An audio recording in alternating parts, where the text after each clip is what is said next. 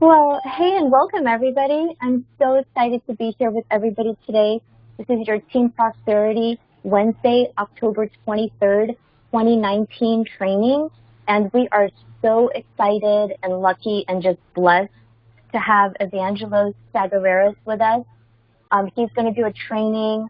He's a coach. He's a mentor. He's a business development leader.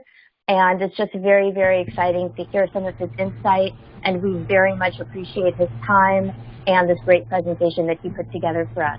So without any further ado, Evangelos, go ahead and take it away. Thank you again. It's my pleasure. Thanks, Ilana, and thank you, Mike, for having me on again. I do a lot of coaching for a lot of organizations, and one of the things I get quite often is that people respond to what Virtual Financial Group does in a network marketing way. In fact, Derek Garcia and I were just talking about it, and he says, I get a lot of that coming at me. Now, part of that, of course, is attitude and the way we come across, and a lot of it is the scary words we use. I don't know if you all have read Tom Hopkins. I highly recommend you read Tom Hopkins. I get a lot of my things from Tom, and we've developed a certain type of vernacular that we use with Tom Hopkins, and it's worked very well for us. And what I find in our business is that people use words that scare the heck out of people. Let me take you through a few of them, because in the business we'll use words like VFG or SVP, BFS, WFG, FNA, upline. You use those words and no one else really understands the meaning of them. And these are goofy things that come with our system that become part of your vernacular and not theirs. It can alienate people because they have no idea what you're talking about. Things like, this is my leader. In the real world, people don't introduce someone as their leader. How about, this is my good friend, my mentor, personal business coach. Leader sounds like you're in a deal. This is my upline. Now you really sound like you're in a deal. I got a new recruit instead of new associate. Now you may think this is not a big deal. I think it's slightly a big deal. Is it a huge deal? No. Should you be careful about it? Yeah. You got to be careful not to look like one of those things, one of those deals. It's just being careful what you say and developing a new business vocabulary. So let's take some time and go through some of these, and please write these down as we go.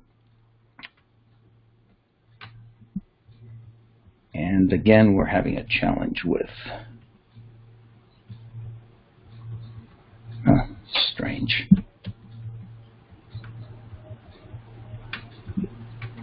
Well, I'm having a challenge with my thing. There it is. Okay, it started again. There we go. Bad words and good words. All right. Let's talk about cost or price. I want you to use total amount or total investment instead. Sometimes you're closing, you'll say, let me tell you what it costs to get started with us, or let me tell you what it costs to get Virtual Financial Group, a Virtual Financial Group code number. I think it's better to say your total amount to begin working your way to financial independence is only, or your total amount to register with Virtual Financial Group is, total investment is okay, cost or price is horrible. How about down payment? Well, instead of that, how about we use initial amount? Let's say you're closing an IUL. Would you like to make a down payment? Now, a better way to say it is to get started with the best current standard of protection for your family, your initial amount is. How about monthly payment? Instead, I want you to use monthly amount. Let me tell you what your monthly payments are going to be on this IUL. That's not a good thing. I'd rather you use monthly amount. Your monthly amount for continuing toward achievement of your goals is. Now, all of these words and all of these phrases come from Tom Hopkins. So I highly recommend you get his books and you start reading them. It's going to change your vocabulary. People use things like contract. Let's fill out your contract. A better word is agreement or maybe paperwork. Let's draft up your feelings on the paperwork to see if you're going ahead even makes sense. Okay? If I got a client who's a little bit undecided, I'll say, let's draft up your feelings on the agreement and see if it makes sense. So agreement or paperwork is good, contract is bad. Instead of saying buy, I want you to start using own. I know how thrilled you're going to be after you own the Virtual Financial Group program for debt elimination and financial security. Okay, own instead of buy. How about sell or sold? You know, I sold him an IUL. Instead of that, I want you to use get them involved. Once you get involved with your program, I'm confident you'll be happy with the peace of mind it brings. Get involved, right? Once you get involved with our firm, I'm sure you'll be happy with the peace of mind that it brings. Once you get involved with our firm, I think you're going to find out how magical this business can be for you. So get them involved instead of sell or sold. It's just a smoother way to communicate. Okay. Here's a good one. Joined or signed up. How about we use he's decided to come on board? Okay. I get all the time, this guy joined or this guy signed up or I recruited. Those are bad words. It sounds like a deal, right? He's decided to come on board. He's decided to come on board with our new business or with our business. The I recruited, you can say I got him involved. It's a better way to phrase things. And things like objection. I understand your objection. No, it's an area of concern. Maybe you have somebody that say, hey, that's a great objection. No, it's an area of concern. I can appreciate that area of concern. Maybe the guy says to you, hey, listen, I'm just not familiar with Virtual Financial Group. I've never heard of it before. I can appreciate that area of concern. You know, I saw something on the internet. I can appreciate that area of concern. You know, I've never heard of these tax benefits you're talking about. I can appreciate that area of concern. And then you go into the sentence on how you'll overcome the, not objection, how you'll overcome that area of concern. So area of concern is a much nicer phrase and much nicer phrasing than objection. A lot of people go, would you sign right here? Instead of doing that, I would like you to use okay, approve, authorize, or endorse. Okay, would you please sign right here? Sign the VFG registration. Sign on this IUL. What you want to say is, would you okay, approve, authorize, or endorse? Okay. You can say things like, with your approval right here, we welcome you to our VFG family of happy clients and thus begin your journey towards financial independence. Sounds hokey, doesn't it? I say things like that all the time. If you'll endorse right here, we'll add you to the happy family of VFG clients. Sometimes I'll even make fun of those phrases, but that's what I say. I'll use those words because I understand they have an effect on the client or the new associate. Okay, approve, authorize, or endorse is okay. Sign is not. Oh, yeah, you got to see our deal, man. You got to see our deal. Okay, now, opportunity or transaction is okay. People, here's the deal. You know, and I say that a lot, by the way. Here's the deal. Let me tell you about our deal. Better words are opportunity or transaction. You'll be so thrilled to have taken advantage of this opportunity that is so good for your whole family's financial future. Opportunity in the context of becoming a client is a good word. Opportunity in the context of a business is a bad word. So how you use it is going to depend on whether you're talking about business or client. Everybody calls their deal an opportunity. I got Bill involved in the opportunity. Involved was good, okay, but opportunity was not when you're talking about business. Bill joined and signed up. I've actually had people tell me this thing. Joe has sponsored 3 people this month. Those are bad words. Those are things you don't even want to deal with. Sorry if you guys are getting background noise. There's some things going on outside. Let's continue. Pitch. How about presentation or presentation? I'm confident at the end of my presentation you'll be excited about what Virtual Financial Group does for families like yours. Presentation instead of pitch. Okay. Instead of problem. It's never a problem, it's a challenge. And a lot of us use challenge already. Our goal is to eliminate any challenges you may envision as we discuss Virtual Financial Group. When you're dealing with people and they're very upset about something, listen, I can appreciate some of the challenges you're having. The word problem notates something totally different with them. Boss or manager. Okay, I don't know about you guys, but when I had a job, I hated my boss, I hated my manager, I hated being under somebody that I had to actually be accountable to in that way. I would like using trainer or mentor. Okay, our trainers are readily available to answer any questions you might have. It's just a lot better to have a trainer or a mentor than a boss. Instead of customers, try using families we served. We have thousands of families we served right here in the local community. And by the way, that's a phrase you should always be dropping in your presentation. Other families we've served. Instead of prospect, you can call them future client, future associate, or future colleague. It's always a pleasure to meet with a future associate like you. I look forward to sharing with you all the benefits that VFG has to offer. Instead of appointment, I always use, to this day, even with my friends, pop by and visit. Pop by and visit. I was hoping to pop by and visit with you regarding some exciting things our companies are providing with people in the community. Appointment is very serious. Sounds like you're going to see a dentist or a doctor. Pop by and visit seems so non-committal. Very, very easy to agree to when you're setting up your visits. So, hey man, let me just go ahead and pop by and visit. I'll show you what I'm doing. Instead of agent, representative. Right? My job as your representative is to help get you on a solid path to debt elimination and financial security, and to help you stay there for the long haul. Sounds very professional. How about new recruit? Let's try new business associate. Bob is our new business associate that just recently decided to get involved in our business. Okay. Now, is that very complicated? No. I mean, here's what you do once a week. You get together with your associates and you role play this stuff back and forth. It becomes part of the way they talk. By the way, even if it doesn't seem like it's going to help right away, your new associates think it helps.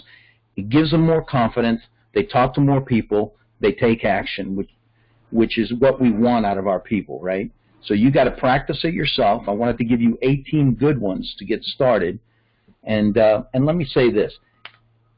If I know how to say these phrases and you don't know how to say these phrases, I will inevitably start to make more money than you. Now, you may not see it in 6 months, 8 months, or 9 months. You'll see it over 2 to 3 years. And if I train a team of people who know what to say or have the confidence that they think they know what to say, they're going to take action. And in return, I'm going to make more money. They're going to make more money. My business is going to grow exponentially. Because what I teach them, they're going to teach others. So I wanted to give you guys these words, and I wanted to also let you know, and I'm gonna alt-tab here into something else. I wanted to give you a couple of ideas on how to set up training appointments. This is like a brand new thing. It's been around a long time, but I wanted to make sure that you have this, and if you need a copy of it, I can get it to Ilana and Mike so you all can have it. I'm teaching this to every new associate that I'm training because I want them to be able to set up an appointment with people they know. Now, I can use a third-party approach and do it for them, or they can do it themselves. And I've got people doing it themselves, and they are, again, gaining confidence. So here's a way to set up an appointment. You know, hi, Bob, this is Evangelos. You know, you follow up with a small talk. You know, how have you been? How's it going? How are the kids? Hey, I'm calling you to let you know I recently started with a financial services firm called Virtual Financial Group, and I need your help. Okay, let them speak. They'll usually ask, you know, what is it? How's it going? You know, what is it I can do to help? Well, I'm in a training program that includes classroom training, getting my license, and 10 hands-on field training appointments. My goal is to get my 10 training appointments done this week.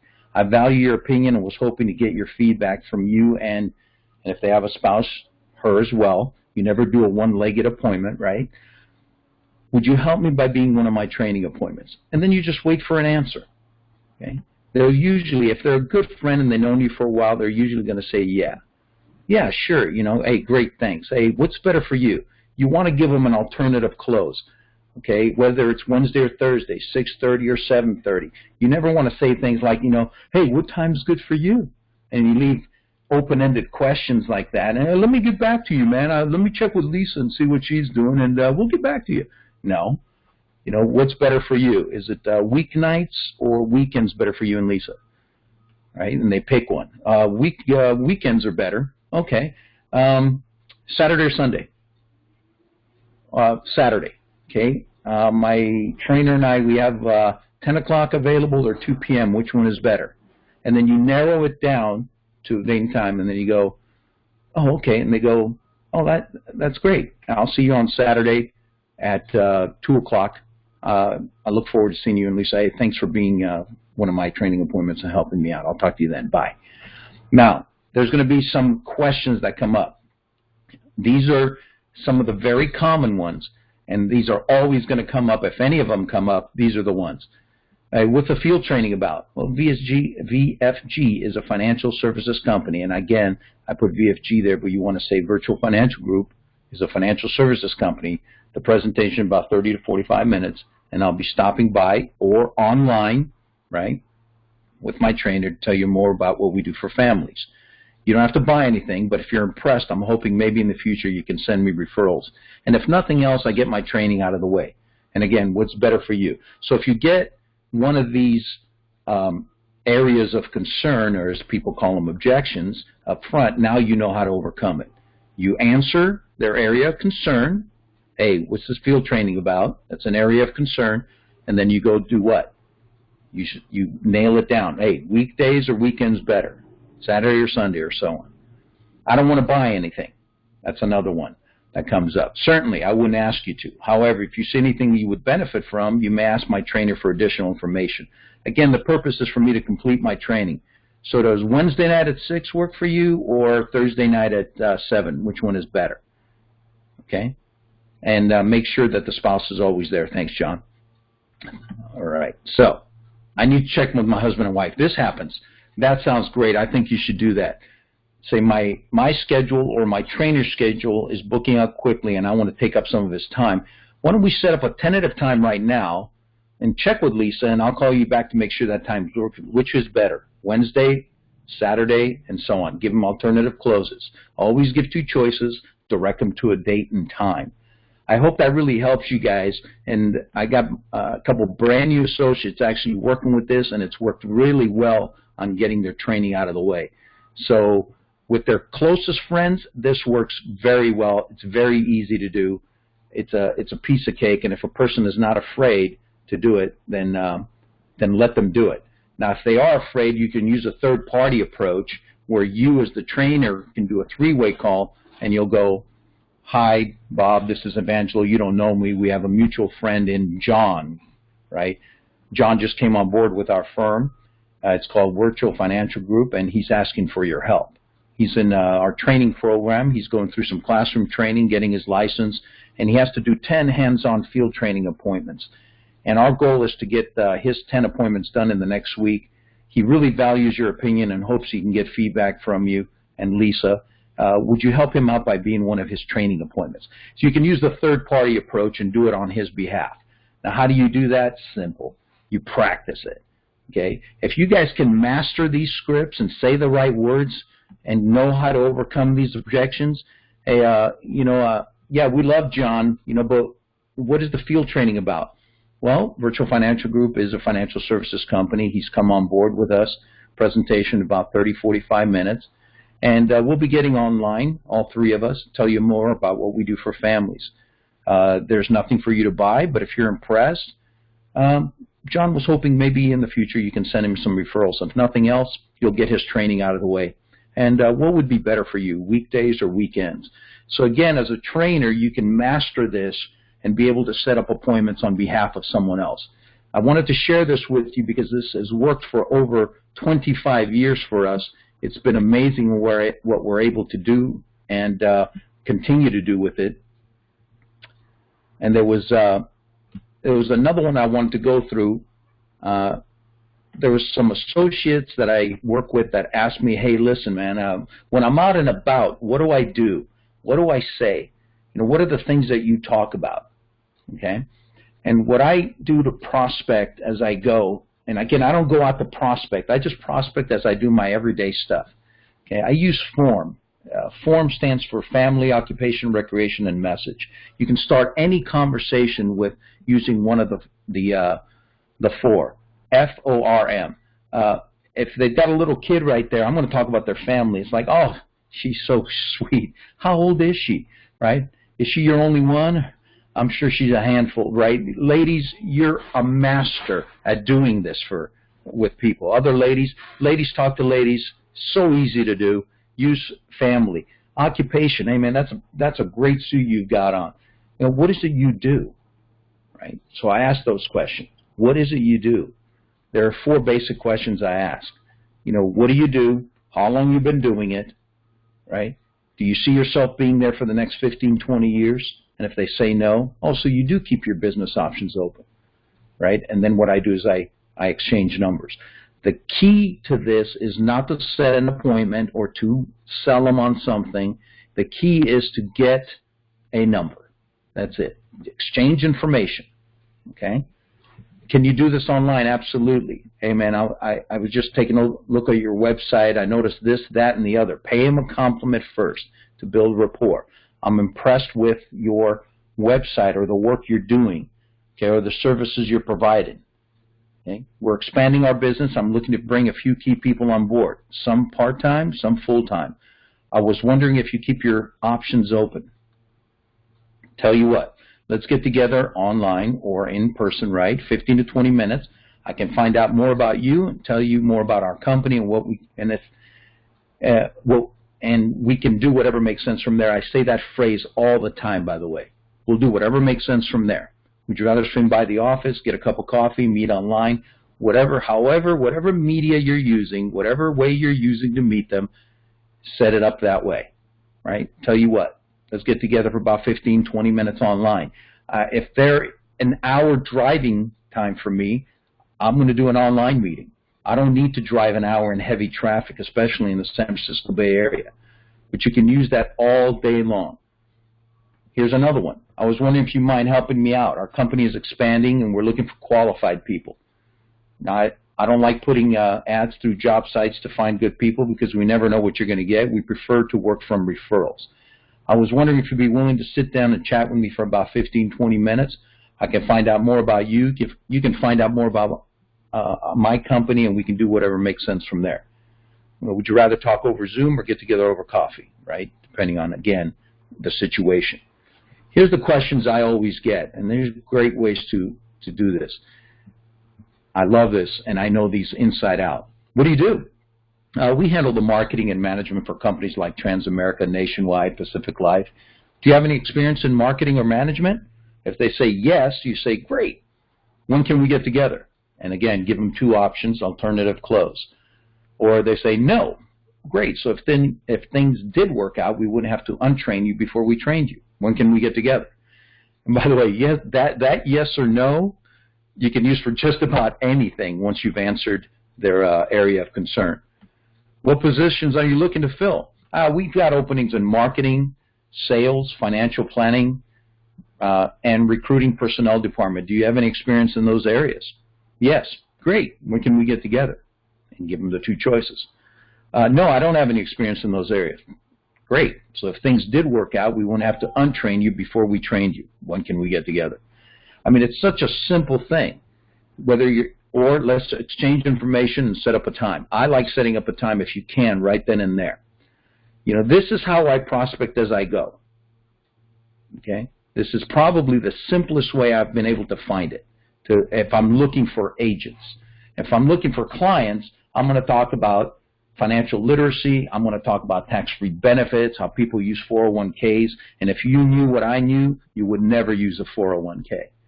So I'm hoping this is going to help a lot of you. And again, we can put all this information, give it to you at any time. I want to leave by sharing a little something with you. And I spoke very quickly, and it looks like we're on time. I want to share with you a story. And it's really, and some of you may have heard this one before. And what I realized a long time ago is that people are watching you. You don't think they're watching you, but they're watching you. They're watching you all the time. They want to see whether you're going to have success, whether you're going to be that example for others to follow. And in our business, if we're trying to change people's lives, the best way to change people's lives is to give them a shot at being a business owner. But some of them are scared. In fact, most of them are scared. I see them every day in their cars in that little steel coffin, dead inside, going to work every day. You know, one of my heroes, Martin Luther King, and I'm paraphrasing, he said most people die at age 21. We just don't get around to burying them until they're about 65 or 70. And what he was talking about is they die inside. They forget how to dream. And then it just becomes a, hey, I got to go to work, I got to make money, you know, I got to pay the bills, I got to take care of my family. And they forget about how to give themselves their God-given right to something better. So they're watching for someone to have some success. And you're going to have the naysayers, and you're going to have the ones that are going to tell you, no, man, you can't do that. Oh, no, that's not for you. You're always going to have those individuals, most of them in your own family. So expect it. Don't think anything different. If your family supports you, you're probably one of the weird ones where you have one of those weird supportive families that support you in everything you do. Most families and most friends, close friends, don't want you to win because then it reflects poorly on them and what they haven't done in their lives. But they're watching. They're always watching. So I want to share with you 2 stories. Both are true, and they're worth reading. So I'm going to read this out loud. I want to talk to you about a guy named Easy Eddie. Many years ago, Al Capone virtually owned Chicago. Capone was famous for anything heroic. He was notorious for unmeshing the Windy City and everything from bootleg booze and prostitution to murder. Capone had a lawyer nicknamed Easy Eddie. He was Capone's lawyer for a good reason. Eddie was very good. In fact, Eddie's skill at legal maneuvering kept Big Al out of jail for a long time. To show his appreciation, Capone paid him very well. Not only was the money big, but Eddie got special dividends as well. For instance, he and his family occupied a fenced-in mansion with live-in help and all the conveniences of the day. The estate was so large it filled an entire Chicago city block. Eddie lived the high life of the Chicago mob and gave little consideration to the atrocity that went on around him. Eddie did have one soft spot, however. He had a son that he loved dearly. Eddie saw to it that his son had clothes, cars, a good education. Nothing was withheld. Price was no object. And despite his involvement with organized crime, Eddie even tried to teach him right from wrong. Eddie wanted his son to be a better man than he was. Yet with all his wealth and influence, there were 2 things he couldn't give his son. He couldn't pass on the good name or a good example. One day, Easy Eddie reached a final decision, or a difficult decision. Easy Eddie wanted to rectify wrongs he had done. He decided to go to the authorities and tell the truth about Al Scarface Capone, clean up his tarnished name, and offer his son some semblance of integrity. To do this, he would have to testify against the mob, and he knew the cost would be great, so he testified. Within the year, Easy Eddie's life ended in a blaze of gunfire on a lonely Chicago street. But in his eyes, he had given his son the greatest gift he had to offer, at the greatest price he could ever pay. Police removed from his pocket a rosary, a crucifix, a religious medallion, and a poem clipped from a magazine. The poem read, "The clock of life is wound but once, and no man has the power to tell just when the hands will stop, at late hour or early hour. Now is the only time you own. Live, love, toil with a will. Place no faith in time, for the clock may soon be still." So there's one example, and that's one story of a person that sacrificed his own life for the betterment of his son. Now, let me give you story number 2. Story number 2 was about Butch O'Hare. World War II produced many heroes. One such man was Lieutenant Commander Butch O'Hare. He was a fighter pilot assigned to the aircraft carrier Lexington in the South Pacific. One day, his entire squadron was sent on a mission.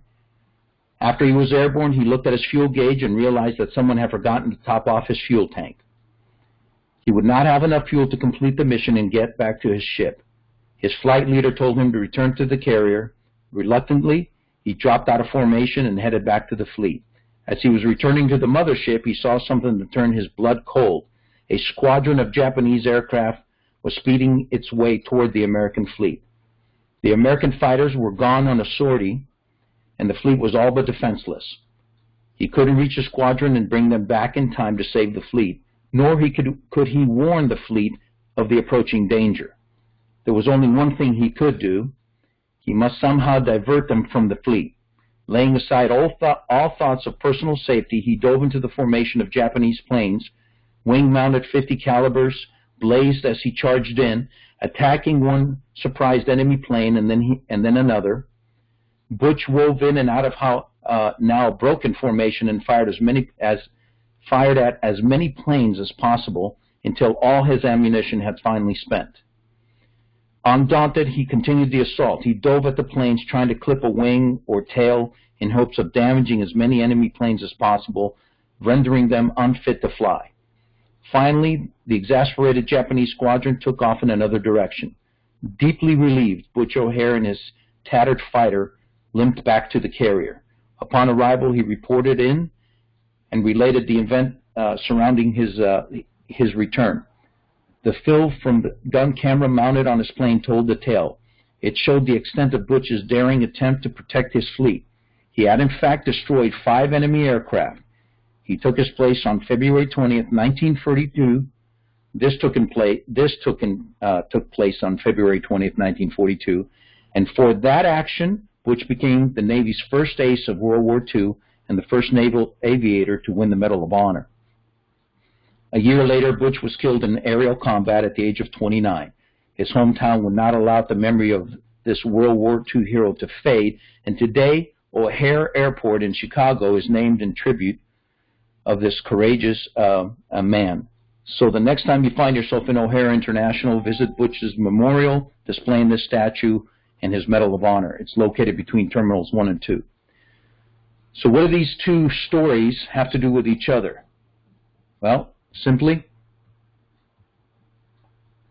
Butch O'Hare, or Edward Joseph O'Hare was Butch's dad, and he obviously became the example for someone like Butch O'Hare to follow.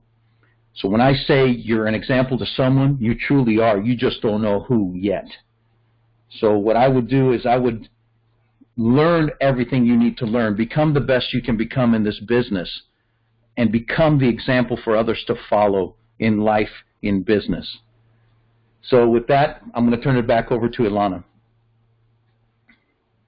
Wow, Evangelist, that was so powerful. I got a little bit teary, and I was like hoping I wasn't like too wobbly taking it back from you. So such incredible information. I'm definitely going to go back, listen to it again, take better notes than I did before.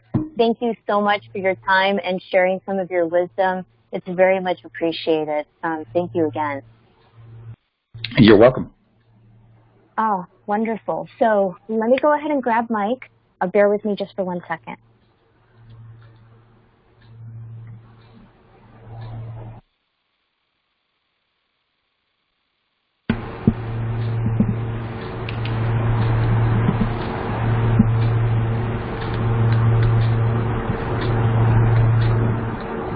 All right, you guys, special thanks to Evangelos for taking his time out today. And guys, realize that in a traditional brick and mortar model, he would have had to show up at your office, been flown in, drove in. So we have huge advantages to get the leaders that we do on some of these meetings, whether it be company, whether it be team, and you guys get the best training from people who have been around doing this for a while. It can really offer you guys some great insight and some ways that you can go out and open, continue direct conversations in a way that's going to get you the end results that you're looking for. You've got an opportunity to do whatever it is that your goals that you set forth, they're right in front of you. So whether it's my goals, Ilana's goals, Evangelos' goals, we all have these personal goals. But it's a wide open platform, and I think what Evangelos is giving you guys is some food for thought in terms of some language, some verbiage, some ways to approach people. This isn't the right opportunity for the right people, and that's what we've got to make sure that we get into the habit of, is when we approach the people, having that language that will bring out the right type of candidate to continue the conversation. We've got some new YouTube releases that just came out. So the LinkedIn and Facebook return on investment tracking sheet video is out. The SVP sprint track sheet video is out. The Seabolt 6-minute, 30-second how money works video is out. And as we get more stuff and have more stuff available, we'll release it. But this is an excellent, platform and interface for your partners to go and get a lot of information. We also just completed the 12-week year. So we want to make sure that, we, take a couple weeks to reflect on what we got out of the 12-week year And I think this past 12-week year was a good mix of both seasoned people that have been doing this for a while and brand new people. So Demetra James, Floyd Black, Alicia Marquez, David Chase, Michael Eisbrenner, Alana Amos, Sherry Munez, Wade Lassiter, Linda Mola, David Colwell, Tim Amonumi, Vlad Meltzer, Richard Free, Terry Turner, George Byardell, and Silas Lacey. All of those people completed the 12-week year. We're going to start a new one, and I highly recommend that if you haven't taken part in that system, it's definitely something that can improve your productivity and allow you in very compressed time frames to get more done than most people accomplish in an entire year. Remember, guys, this is not, we don't go from 0 to 1 million. And I think that someone like Evangelos who talks to us understands that the best. This is a process. It's going to take you a while to learn. And does this mean that you're going to have to go through a time period with zero income? Absolutely not. We've got incredible tracks and incredible ways that you can get to top contract levels, immediate income, an office, building distribution very quickly. However, when you hear somebody like Evangelos and you take in everything that we have to offer as a company, as a team, it's a lot. So take those first, number of months really to lean on people that can help you build this. Huge advantage of our platform, but also to learn and go through so that when you're ready, you can take over those roles and then put a good 48 months into this of strong building and watch what you have at the end of that. Remember, this is a turnkey operation. It's plug and play, it's profitable, and it's predictable. But the only way this becomes predictable is with data. So I'm just encouraging all of you guys, and this is something I've got to work on as well, be data-driven in your business model. It helps you pass on something that's easily duplicatable to your partners, and it's a very, very easy model to forecast once you have that in place. So like I said, make data-driven decisions. Don't get emotional about your business.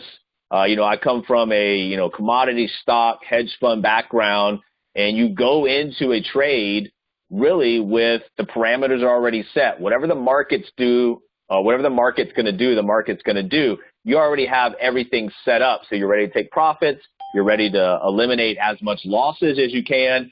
Same thing with here. If you have something out in the marketplace and you have data to support that's working, great. Throw some more fuel on that fire. Grow it, scale it. On the other hand, if you've got things that are in the marketplace that are not working and you have the data to support that, it's very easy to kill that stuff off. You don't want to continue down the same exact road that you're always going if it's producing no results. So take in what Evangelos says, go out there, change your language and verbiage, and the things that you do, be data-driven in your decision-making. It's going to be very easy, and that's the last piece. That brings the predictability to this model. It really all starts with that 3. So if you're brand new or you've been in 2 years, it's still about the obligation on your part to build your direct business every single month. That's 3 qualified business partners. Now, if you can get more, great. But you don't want to sacrifice the partner persona. You want to look for those right type of candidates, speak to them in a language like Evangelos said that kind of brings the right candidate out of the crowd and allows you to continue the conversation. Out of that, will get you a base shop building of 10. So 310 a month is going to get you everywhere else in this model that you need to do. So we always break things down very simplistically. What do I need to do? You need to concentrate on, yes, the client side of the business and the partner. But when we're talking about the partner side of the business right here, it also spins off client business. So recruiting is going to get you everywhere else in the model. Now, remember, recruiting is one of those words that has a negative connotation. So we're hiring qualified candidates, but 310 is going to be the spark that takes you everywhere else you need to go for this model. Now, it's not just about signing people up. It's not about bringing people in. It's about forging relationships that are mutually beneficial, and part of your responsibility as a manager, keep track of these people. Now, you cannot give somebody a work ethic. You cannot want this more than somebody wants it for themselves, but you can work with the people who are actually working for this, providing the training, support, mentorship, the leadership that helps them feel confident they've got people behind them, got their back, and that's going to spur into more and more activity. You've got to have a strategic management process to build what we want to build here, which is a leadership factory. If you are creating leaders that go off and can do this on their own, That's a very solid foundation for a portfolio of what will be digital agencies in that portfolio to pay you a lot of money. You don't go there overnight, and your partners don't go there overnight. Your partners in the beginning are going to need a lot of help. If you're the type of person that gets annoyed by questions, annoyed by people needing help, you're going to struggle in a management position, because you have to understand that back end, those percentages that you're making on the franchise or the distribution override part of the business are created and earned on the front end with the time, energy, resources, that investment into a piece of your own life into that other person. So understand what your role is and what that means for you monetarily down the road. And like we said, it all really starts with that 3-10, 3 direct, 10 base shop. But eventually, if you do what you need to do, you absorb some of the language that we're giving you, you learn how to be a digital marketer, you learn how to become a manager, a leader. And what's going to happen is, over time, you're going to get some independent e-agencies built with leaders that can go out there and do this independently of you. And this right here, to get to EVC right here, 9 direct base shops that are doing an average of $250,000 a year. $250,000 on a monthly is $20,800 per base shop, and you can divide that up however you want. 7 policies at $250, 14 policies at $125. Whatever the average is, that's what you can get. So we always want to break things down, segment it, block it out. What do I need to do to get to where I want to go? Yes, you want to have the long-term view, but it all rolls back into that 3-10. So you've got to build it on the front end to be able to build it on the back end. And if you are worried about how things are progressing or how slowly you're going, you've got to have something that allows you to see progress. You've got to step outside the trenches every once in a while and realize good days, bad days, really bad days, people quit, things get declined, whatever's going on, you've got to realize that over time, if you put in the work, things start to develop. For Alana and myself, we started attending the leadership conference at WealthWave, got a little bit of recognition, got a lot of recognition last year. We'll continue to build. Just since last year, we picked up some new great partners. Like I said, it doesn't go from 0 to $1 million. What you have to do is realize that if you put the effort in, give it time to compound, and take on, an additional educational standpoint where you're humble enough to know that you can learn from people like Evangelos, sky's the limit here, guys. There really are no limits. If you decide that you're willing to go all in on this model and do whatever it takes to win and be successful, then you really have no limits here. We don't need additional capital, infrastructure. You've got partners that go all the way up to Aegon. This is an incredible opportunity, and that's why I say if somebody doesn't see this opportunity and you've got to do a lot of convincing, rebuttaling, explaining, it's not the right partner for you. You see the people when you log into MyWFG on the traditional platform that are earning 6-7 figures as they get, into those new income brackets. You have huge advantages with a digital model that allows you exponential reach. So you are going to create a velocity in terms of the top earning echelon of this platform. We have a great opportunity to take a large chunk of this. Just make sure that everything rolls back. What do I need to do today so I can be a top earner X amount of months from now? We're a digital marketing organization. Quicker that you guys absorb that, the easier it becomes to put you on a roadmap to get where you want to go. I had 0 social media accounts when I came in. I'm still learning digital marketing, but I'm willing to put in the hours to learn it. And one of my goals by the end of 2020 is to be in the top 5% of both Facebook and LinkedIn marketers. Now, that doesn't happen for me starting today. I've already put the work in. But the good thing, guys, is we had nobody explaining any of this to us. So as we go forward and learn things, we're passing it down. It's creating that better generational experience, which creates velocity, which we're looking for. And in anything that you do, fortune is the follow-up, but especially if you've got marketing assets out there that are creating leads, you've got to get to them right away because they're in front of that computer, they're on that phone. You get to them quickly, they know who you are, what this is about. It's easier to continue the conversation, set up something else, or resolve the lead pretty quickly. If you don't get to them pretty quickly, the longer this goes out, we've kind of described it as a ice cream cone on a hot summer's day. The retention of what they've seen already melts away to the point there's nothing left. So get to people quickly. And Track, it's a great management tool to be able to, whether you're a marketer, manager, or a consultant, it's a great tool to be able to know that A, people received your email, and B, they opened it. For example, something on email number 1 going out to a potential partner, an illustration going out to a client. You want to know this stuff's received and it's been opened. And on the partner side, as people are looking through stuff, once again, if they've received your email, you get to them 30, 45 minutes later and they happen to have got through the video information, it's going to be a good conversation. Always, as a digital marketing organization and in digital marketing, in the environment, the macro environment that we're right now, just realize that you can get a lot of things over to somebody in a language and a verbiage that's text-driven or that's visually driven with graphics. The same information you can get out a few different ways. I find that people absorb the information a lot better when it's visual, when it's right in front of their face. The less they have to read, more pictures are added. Sometimes the easier it is for them to pick out something on that graphic that talks to them versus, I don't know if you guys get the same LinkedIn message as I do. They just go on and on and on. No one's going to read all that. You got to get quick to the point with the best information you got to entice the other side to raise their hand and say, yeah, let's talk further about this. The rule of money, the number one rule of money in our environment with our model is to upgrade your network. Talk to a better caliber of person. And that was one of the mistakes I made and a lot of the people that have been in here for a while have made. And when we go out and build the LinkedIn audience or the Facebook audience, so a lot of times in the beginning, we just think numbers is going to do it. It's definitely quality over quantity. If you can find your niche on LinkedIn, in Facebook, in terms of the partner or the client that you're looking for, with a message that resonates about how you can help them. So who do you help and how do you help them? It's going to be a lot easier to pinpoint where those people are and deliver a message that opens up conversation.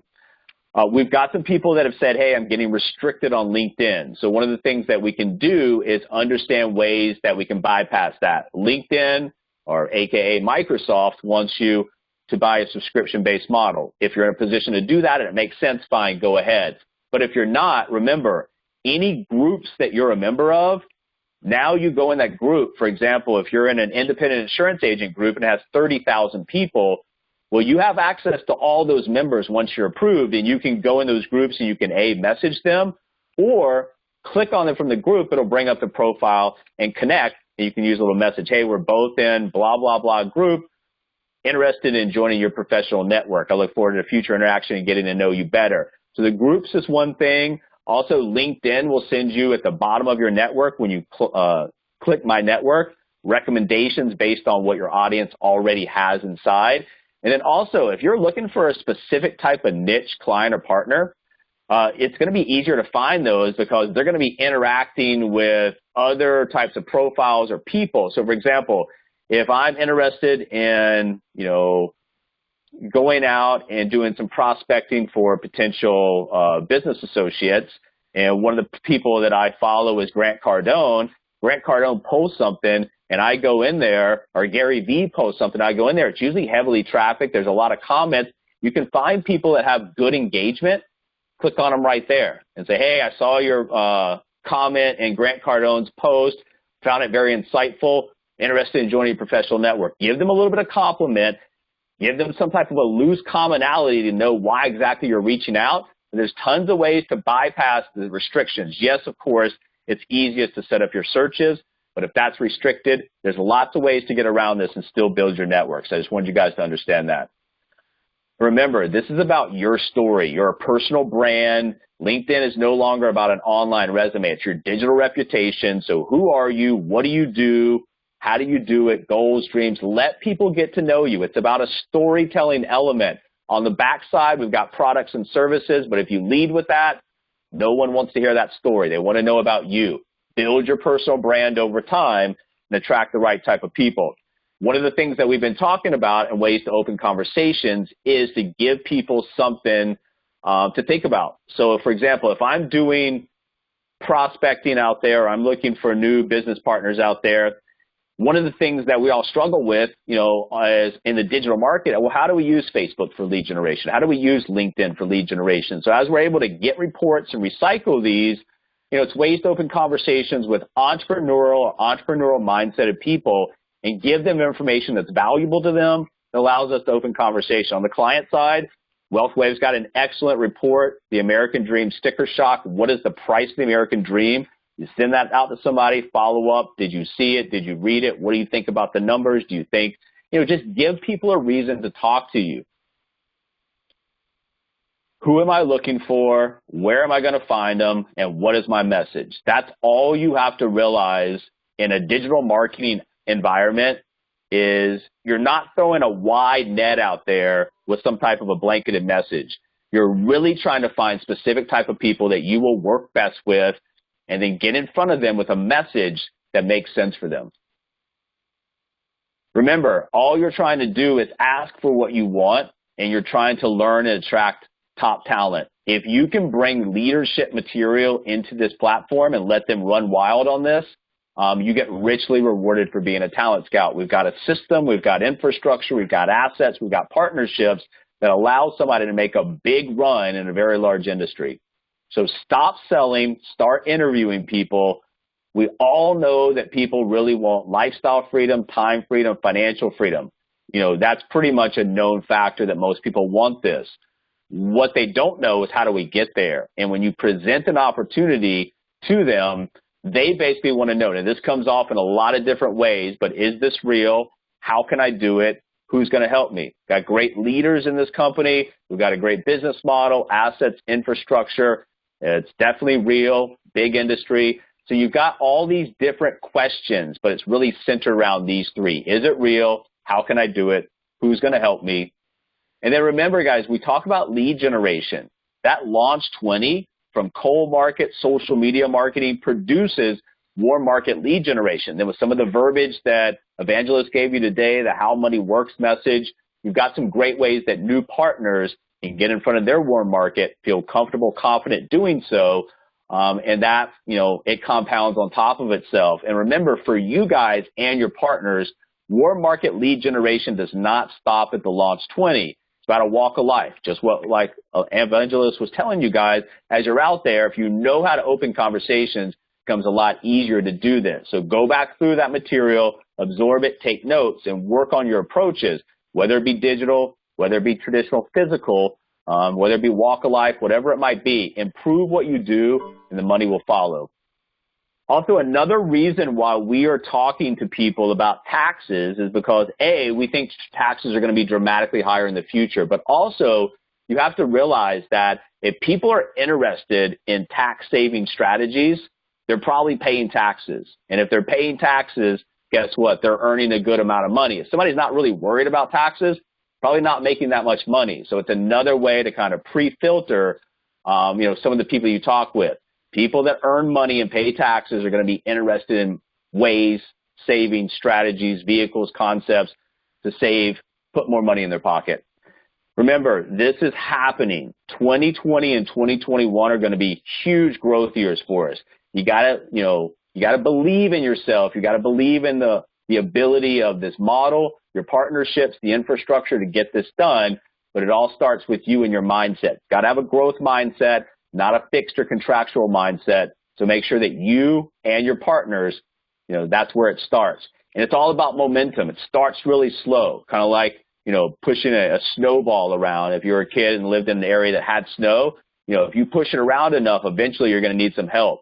It's momentum. So it's going to start small, but the marketing, conversations, recruiting, sales, tier activity, just like the money compounds and we teach people, so does the activity. Surround yourself with like-minded people. Success, like Alana was talking about in last night's company training, is about teamwork. It's a group activity.